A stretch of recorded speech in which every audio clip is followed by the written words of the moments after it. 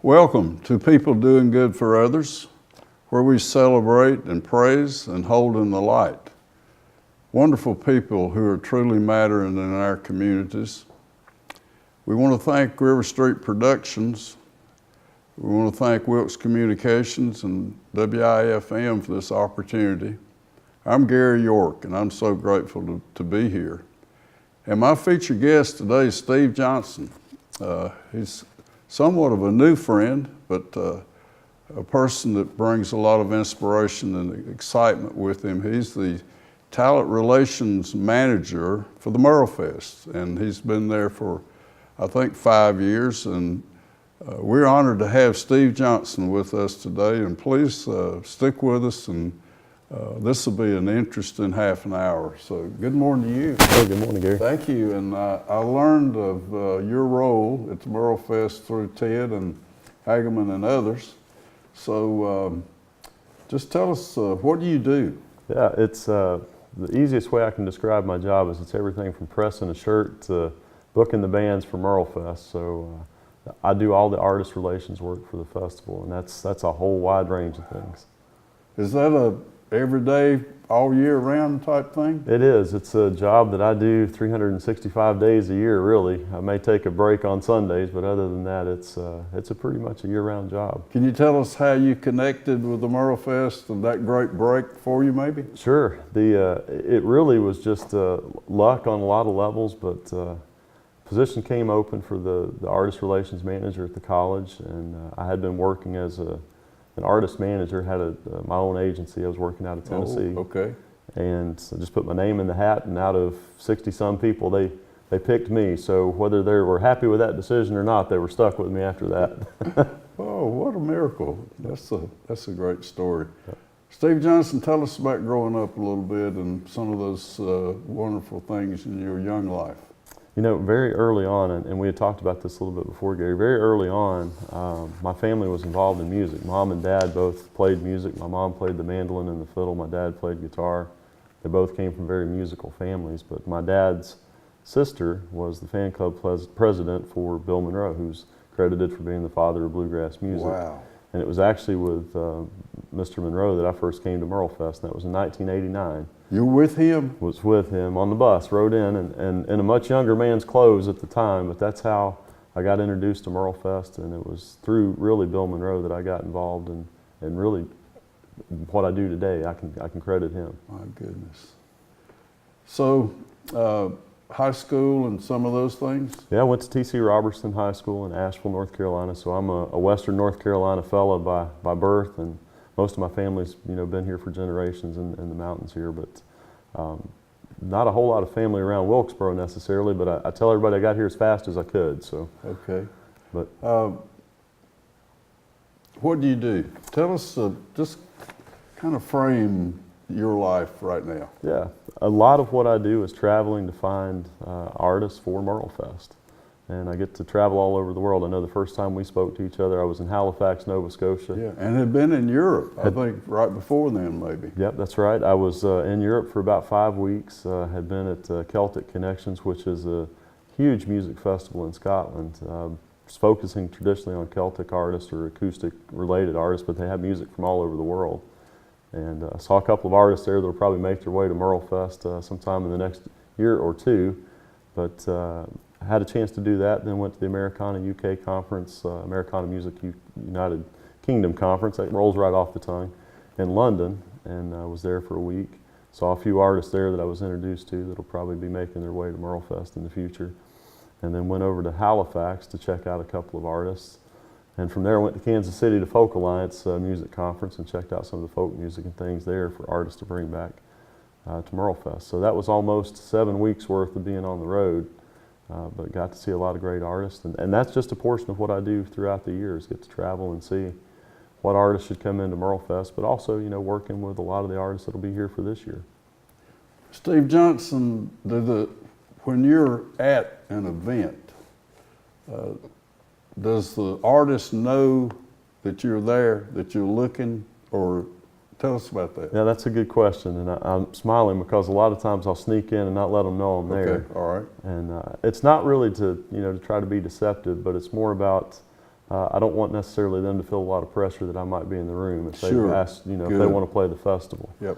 And I'll go up and talk to them afterwards, and let them know that I was in the room and Yeah. say hello to them. And I did that with some artists in London when I was there. They knew I was going to be around, and they said, if you can make it out to the show, we'd love to have you there. We'll put you on the guest list. And I told them I wasn't sure if I could make it, but I went to check them out anyway.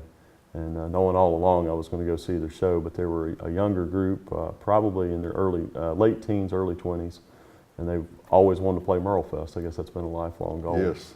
And we'll probably bring them over here at some Yeah. point. I've been talking to them since. I know there are 3 local groups, maybe more, but we play Saturday afternoon hoping to get on the big stage on Saturday night, and it's Presley Barker's Shattergrass, Right. and then we have Jonah Horton's the great mandolin player, and Larry Skipper told a story here last week about how you had selected his group from a CD that he'd left somewhere, or I say this talent, this comes from different directions, I guess. Well, a lot of the artists that are local here, I have a chance to maybe see them, throughout the year when I'll be here working on the festival with different things, might be playing in the area, and they'll, maybe slide a CD on the desk or something like that, or put it in the mail, and they'll say, can you come check us out? And kind of the same thing. I may not tell them that I'm going to show up, but I'll go check out the band and see how they do. But Larry's group and Presley that you mentioned, they'll all be part of the band competition on Saturday afternoon. Yeah. They'll be up against, I guess, 12 total 12 artists. local bands aspiring to be on the big stage Saturday night. Yeah, and then they'll play Saturday night at 5:30 on the main stage if they win the competition. But it's just a way to, try to encourage some of the bands to, especially the younger bands like the Presleys and folks like that, to stick with it and, pursue their dreams. Steve, tell us about the variety of talent at the Merle Fest. I think that's an interesting attraction for the 70, 80,000 people that come. How do you, tell us about what's behind the selection, maybe? Well, I tell everybody it's kind of like taking a 1,000-piece jigsaw puzzle and dropping it out of the box and just throw the box lid away, and then try to figure out how to put the pieces together. But Doc Watson played music that he called traditional plus, and he said traditional plus. Okay. And he said that's traditional music that I grew up playing around the mountains here, plus anything else I want to play. And Doc was a good blues musician, played a lot of different varieties, and that's something that he wanted for Merle Fest. He said, I don't want it to be just one kind of music. And we've tried to work towards that, that goal of that traditional plus ever since. So the music here is really, I tell everybody it's everything other than hip hop or rap. You're probably going to find some kind of music you like at Merle Fest.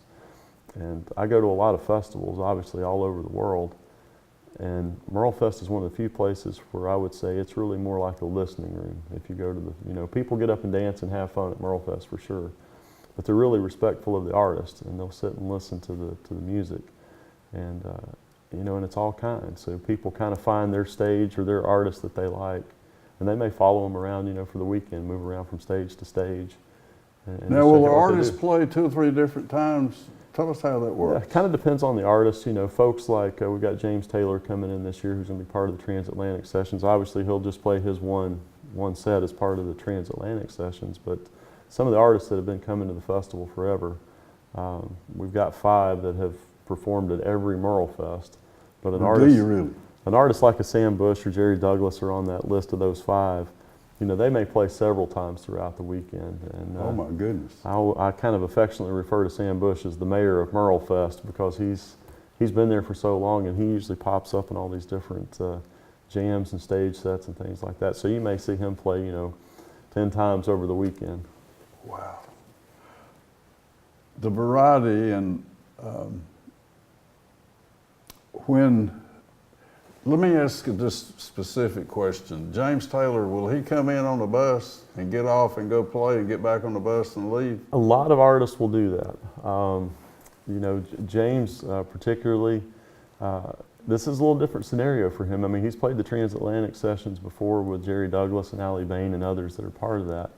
But this is the first time they've ever taken transatlantic sessions out of the United Kingdom and brought it to the United States. So this will be the first time it's ever happened on American soil in this configuration. And Oh my goodness. They're putting a lot of energy behind this. So they're working out rehearsals and things like that. What the folks will see on stage will somewhat be impromptu and somewhat rehearsed. So we really don't know what to expect, but we know it's going to be great music. I'm going to ask a kind of maybe an unorthodox question. Has there been an artist that you've had the opportunity just to sit like we are and that you'll never forget? I mean, just give us a couple of folks that you know, Steve Johnston. I would say there's two, Gary, that come to mind, and the first one I'll mention is Merle Haggard. And Merle, oh my goodness, he played the festival the year before he passed away, and it was interesting to meet him. He was one of my musical heroes growing up. Oh sure. And I didn't really know what to expect. I'd never worked with him before. And he pulls in, they've got 3 buses when they arrive. He's got his own bus. Tour manager has his own bus, and then the band has their bus, and they pull in. And the tour manager comes over to meet me. He's worked with Merle for 30 or 40 years at that point. And Frank, his tour manager, takes me over on Merle's bus to introduce me, and Merle's playing solitaire right at the front door of the bus at one of the tables. And I stepped up there and we got an introduction, shook hands. He said, "Do you play cards?" I said, "Well, I do." And he pushes the deck together and he starts shuffling the cards. He said, "Well, what do you play?" This was right in the middle of the festival, and I thought, well, he's wanting to play cards with me. How do I tell him I can't play cards with him? But we had a good conversation, had a chance to visit for a few minutes, and I was glad to have that opportunity. Oh, wow. But I wish I had just turned the radio off and taken off the headset and sat and played cards with Merle Haggard. I don't know when you'd ever get another opportunity. And then the second one that comes to mind is where I backed Dwight Yoakam into the main stage on a golf cart. He had the best line ever, though. We were coming off the stage, and I was taking him back to the bus on the golf cart. And backup alarm on that golf cart had been disabled because we didn't want it beeping at the stage. And I didn't realize it was in reverse, and we took off pretty fast, and I backed him right into the stage, and he sort of, looked at me for a minute, and I reached down and put the golf cart in drive and took off, and we got, 20 or 30 feet away from the stage, and he just turns to me and says, "That's why I don't play golf." Dwight Yoakam. Now, your music background, you're more of a person who stages events and those type things, and not an actual player, and that was your mom and dad. The Merle Fest, are there any other unique things that you would like to share, that you could share or will share with us about Merle Fest? Yeah, I think, this is the 30th year of the festival. Mm-hmm. And it's amazing to think that any music festival would endure for 30 years. And this one started so small, on the back of a flatbed trailer, literally on the baseball field at Wilkes Community College. And it's grown from that to, almost 80,000 people a year that come to the festival. But it's the 30th year of the festival. It's the 25th year of the Chris Austin Songwriting Contest. The 10th year of the Album Hour, which is the Waybacks host that. And they pick a classic rock album that they invite a lot of the guests from the festival to come participate in this. We never really know what album they're going to play. They keep that a tight secret right up until they play the first few notes on the hillside stage.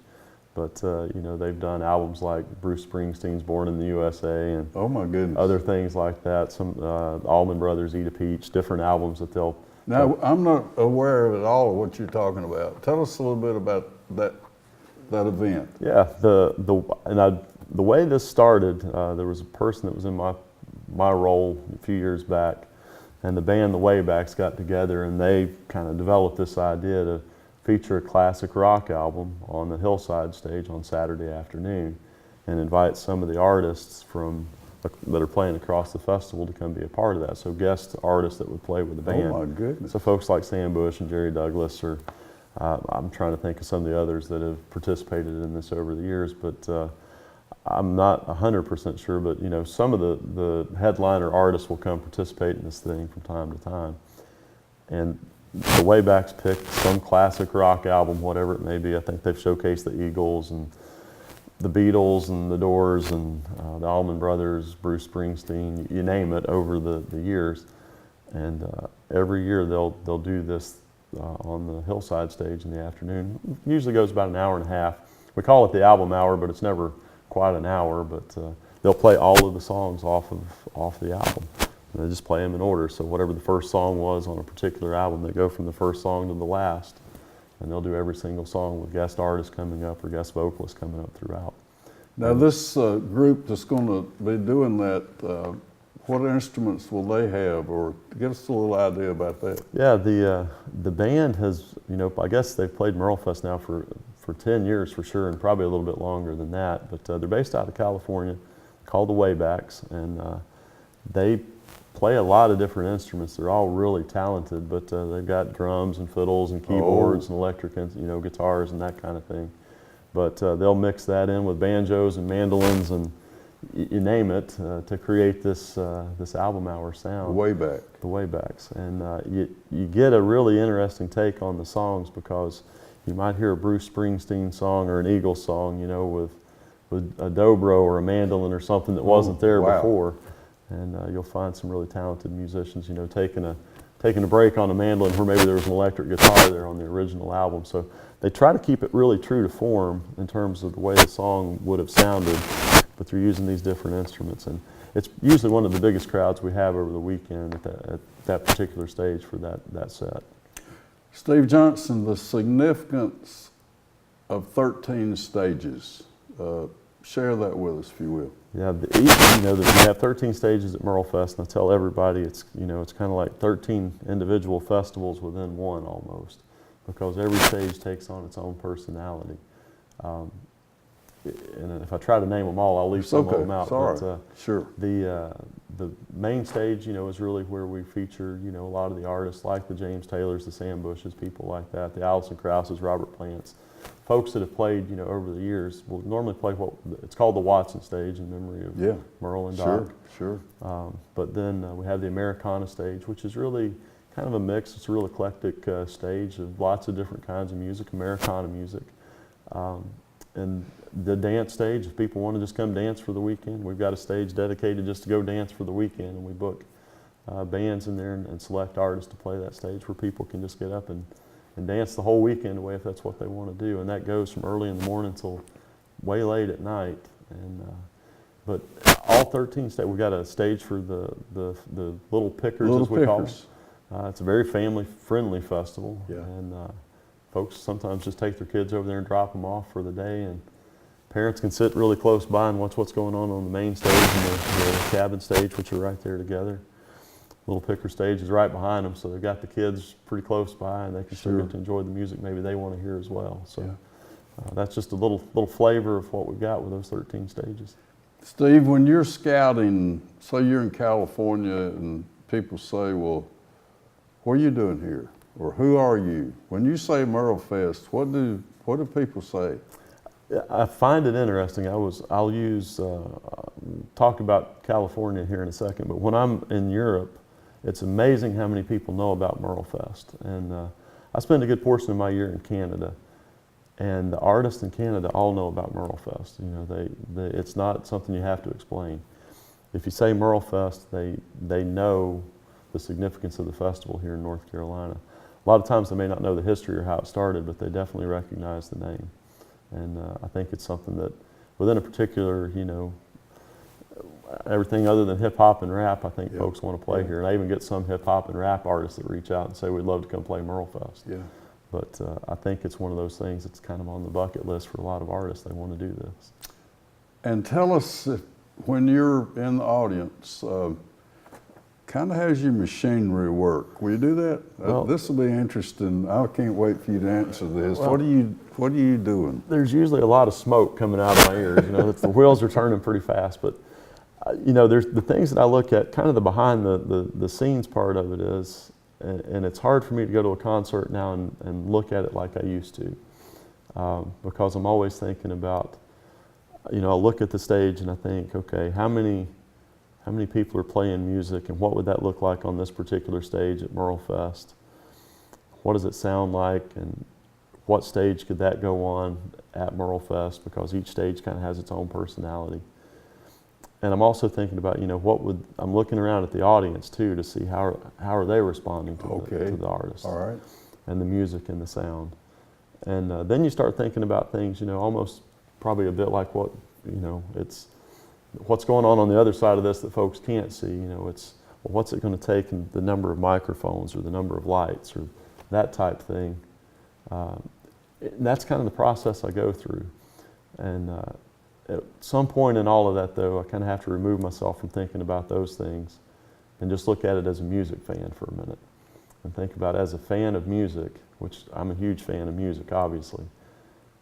How do I feel about, what I'm hearing? And if I don't necessarily like it, or if it's not to my taste, and I like all kinds of music, are there a few thousand other people that would come to the festival that would like that, even if I say, well, it may not be for me, but are there other people that would definitely enjoy listening to this? And that's just kind of a behind-the-scenes peek at what I go through. And when you come back with these finds, FIND, finds, you have a committee. Right. Tell us a little bit about how that works. Yes, so the process behind that, we have a programming committee that's been in place for years. It was there before I joined. And the members sometimes change over the years with different, trying to, some people want to opt in or opt out, that kind of thing, and we'll look to mix that up. But basically what happens is I'll come back to the committee with the stage schedules and everything pretty much already in my mind of what it could look like. I'll say, here's a list of artists that I recommend, and here are the stages that I think they would be good on. And then we work together really to kind of figure out, okay, what makes sense out of this list? And sometimes they'll have recommendations of artists that they've seen that maybe I haven't seen. And we'll just compare notes and try to think about what makes sense. And then my role in that is to try to figure out, okay, if we've all agreed on these artists, where do we put them? Yeah. And what makes sense in terms of the I had a audience. question came up in our discussion that we haven't talked to. Does the Merle Fest own all of this sound equipment, or does the artist bring his own, or how does that work? Yeah, that's a good question. I don't know if I've been asked that before, but it's good to answer this. Cliff Miller, SE Systems out of Greensboro, provides really all of our sound equipment, lighting, those types of things. And he's been doing that since the very first Merle Fest. Oh, I didn't know he did all of that. Yeah. So Cliff started 30 years ago with us doing sound and light and doing those type things on a much smaller scale then, but now Cliff is responsible for sourcing the portable stages that we bring in, all of the microphones, all that stuff that you see.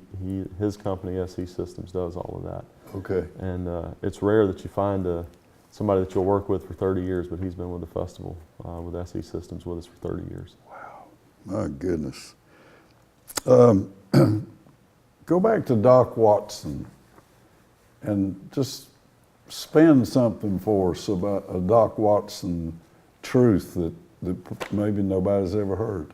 Well, I don't, there were other people obviously in the room, and this, when folks ask me that, this is the first memory I have of Doc Watson. I'd mentioned Bill Monroe earlier, and Doc and Bill Monroe were playing a show somewhere together, and I was a young kid. I was probably, 10, 11 years old maybe. But I remember being backstage with them, and Doc was just sitting there with his guitar and, getting ready to go out on stage. There was just a small group of us backstage, but this guy kept asking Doc, what kind of music do you like? What kind of music do you listen to when you're not playing music? And Doc was, being friendly and talking to him. But he was never really giving this guy the answer that he was looking for. And I remember Doc finally, he was noodling around on his guitar. He just stopped and he said, son, if it's good music, it's just good music. And that's something that, kind of held on to that all these years. I thought so many times people try to, define what a particular kind of music is. And I think Doc was much more open to the possibilities of what all music could be. And I think if you really listen to his music over the years, you'll find that to be the case. Did you have lots of conversations with him, or? I never really got to know him well, but I was around him a few times, and mostly because of that kind of situation, because Doc and Bill had become, pretty good friends over the years, and if they were playing the same events together, they would always generally go out and guest on one or the other's set. And so I got to be backstage with him a lot. And Doc was always really engaging, but I think for me it was just, at the time I was way too young to appreciate getting to know him better, if that makes any sense. I understand that. And I had gotten to know Bill pretty well, but I never really got to know Doc, even though I was around him a lot and was as close to him as you and I are right now, sitting backstage. But he was just one of those fellas, when he was in the room, there was a lot of respect and reverence for the fact that he was there. And I guess I just let that convey when I was a kid. You know, I just left him alone. But I would sit and listen to him when he was warming up. I'd pay attention to what he was doing. I thought maybe one day, if I work at it hard enough, I can do that. And I realized that I didn't have that talent, but there's plenty of people out there that do. And they respect what Doc can do musically. But I'm glad to be working for Merle Fest. It's made full circle almost. What will you be doing the 5 days? Give us some idea what you'll be doing, Steve. Yeah, well, I'll be awake for 5 days straight, but Okay. at least it feels like that at times. But over the course of the 5 days, it's greeting the artists, making sure that they have everything that they need from the time they arrive at the festival until So you know when they come in, what time you, oh my goodness. We'll be making sure that they, you know, get their accommodations, their lodging taken care of. If they need a shuttle, you know, from one stage to the next or to their hotel room. So you're the PR guy. Yep. How about that? Get to do all of that. And then, you know, so much of it really is just being with the artists and helping them, you know, do what they do best. Gracious. So if there's ever a person behind the curtain, you know, I guess that would be me and a whole team of other folks. But there's, there'll be a lot of questions from them and a lot of answers from you and a lot of help. Yep. But it's one of the most fun things I think you could ever do, and not just because you're working with artists, but you also get to realize, you know, that the artists are people just like us. Yeah. And you know, we exchange stories and get to know each other. It's like a big family reunion for some of the artists that I work with and myself. Okay.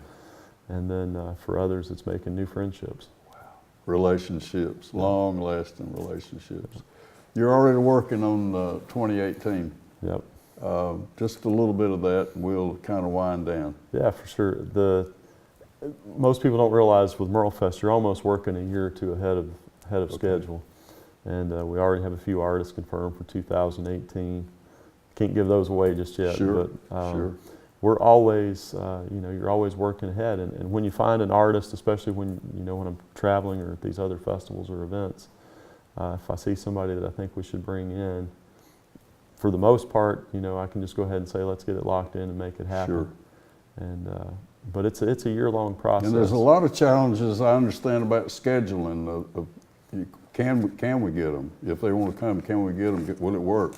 Well, we, you know, it's so many artists at times want to come play the festival, but they may already be booked on in another place. And that happened with a few artists this year that we're trying to get for the 30th. And you know, when we reached out and said, you know, it's the 30th year, they're like, you know, didn't realize it was the 30th year, you know, would love to be there. And a lot of times that'll just convey. So David Holt will be here the whole week too? David Holt will be here. He's actually kicking things off, and it seemed appropriate that T. Michael Coleman, who played with Doc, David, who played with Doc a lot, and Brian Sutton have a group called Sutton Holt and Coleman. He works with Presley Barker. He does, yeah. He does. And Brian's probably as close to a Doc Watson stylist as just about any musician out there. And Doc and David and T. Michael will kick off the festival on Thursday, doing a whole set of music that's focused on Doc and Merle. But it seemed appropriate to do that for the 30th You have so enlightened us today. What an honor. I want to thank somebody for this relationship. You brought a dimension here that we haven't had before. Well, I appreciate that, You're such an uplifting, you have a spiritual base, and you bring the good out. Well, I appreciate that. And that's a great So why don't you end with the wonderful life you live and thank God for it as we sign off today. Absolutely. You know, it's just important to recognize that all the things that happen in our world happen, you know, for a reason. There's a higher power out there, and if folks will just, you know, look up to that and respect, respect that, it'll take you where you're supposed to be in life. And let me thank Wilkes Communications and River Street Productions and 100.9 WIFM, and especially Steve Johnson today for just lifting me. And what an honor having you here. God bless you. Yeah, thank Come you. again. God bless you. Thank you.